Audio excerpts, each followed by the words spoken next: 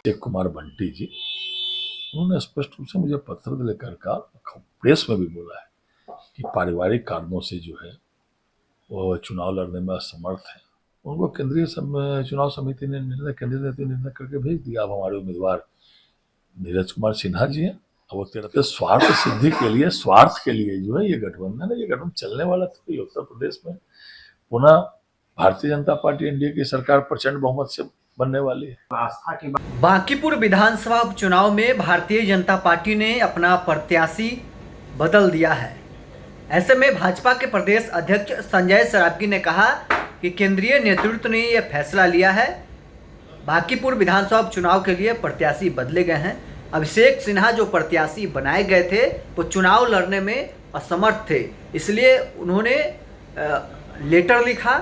उस लेटर को हम लोगों ने स्वीकार किया, केंद्रीय नेतृत्व को जानकारी दी और केंद्रीय नेतृत्व ने नया प्रत्याशी दे दिया है। साथ ही उन्होंने कांग्रेस और राजद पर हमला बोलते हुए कहा कि कोई गठबंधन नहीं है, देश में एकमात्र गठबंधन है जो एनडीए गठबंधन है। क्या कुछ बीजेपी के प्रदेश अध्यक्ष संजय सरावगी का कहना है, छोड़ जाते हैं आपको इस वीडियो के साथ। वंदे मातरम, जनगणमन और एकदम शुद्ध उच्चारण के साथ होना चाहिए। हाँ, वंदे मातरम हमारा राष्ट्रगीत है और जनगणमन हमारा राष्ट्रगान है।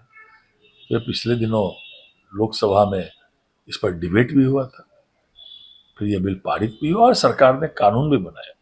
सभी राज्य सरकारों को, केंद्र सरकार के संस्थानों को यह निर्देश जारी किया गया है कि पहले राष्ट्रगीत होगा और तब राष्ट्रगान होगा। हम लोग के जो पहले वाले उम्मीदवार थे अभिषेक कुमार बंटी जी, उन्होंने स्पष्ट रूप से मुझे पत्र लेकर कहा, प्रेस में भी बोला है कि पारिवारिक कारणों से जो है वो चुनाव लड़ने में असमर्थ है। तो केंद्रीय नेतृत्व ने निर्णय किया कि नीरज कुमार सिन्हा बूथ स्तर के कार्यकर्ता रहे हैं, दो बार मंडल अध्यक्ष रहे हैं, जिला में युवा मोर्चा के उपाध्यक्ष रहे हैं। उनको केंद्रीय चुनाव समिति ने निर्णय करके भेज दिया। अब हमारे उम्मीदवार नीरज कुमार सिन्हा जी हैं।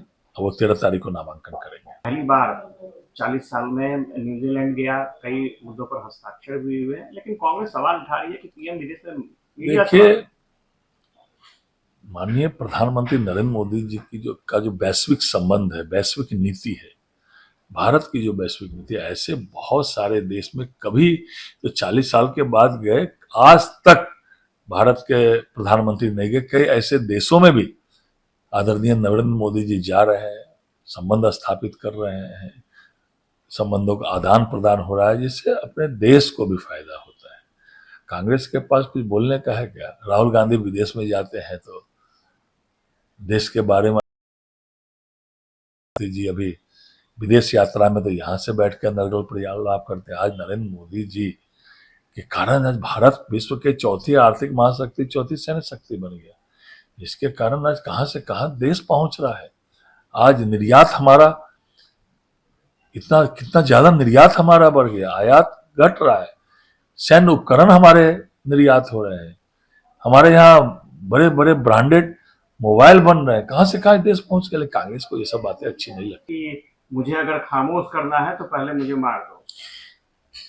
नहीं, बंगाल की जनता ने तो एक तरह से राजनीतिक रूप से तो मार ही दिया ना टीएमसी को। आज वहां 2/3 बहुमत से ज्यादा भारतीय जनता पार्टी के विधायक, उनके जितने विधायक जीते उसमें से भी 2/3 उनसे हट गए। तो राजनीति इन लोगों ने 15 साल में जो जन विरोधी कार्य किया, जनता को मौका लगा तो जनता ने एक तरह से राजनीतिक हत्या तो कर ही दी। ये कहा है कि हमको 50-50 सीट, बड़ी सीट चाहिए। देखिए, इंडी गठबंधन हो, यूपीए हो, कांग्रेस हो, सपा हो, ये स्वार्थ का गठबंधन है।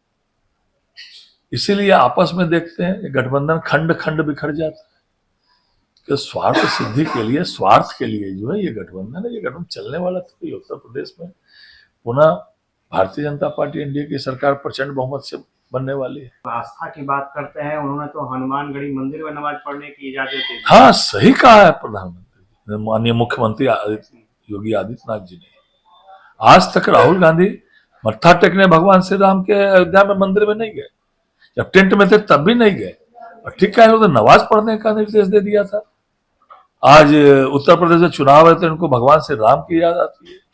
उन्होंने ठीक कहा कि कभी जामा मस्जिद में अगर हनुमान चालीसा का पाठ पढ़ने दे दिया जाए, ये संभव है क्या? ये कांग्रेस के लोग, सपा के लोग, ये लोग केवल उत्तर प्रदेश में चुनाव है तो इनको भगवान श्री राम की याद आ रही है।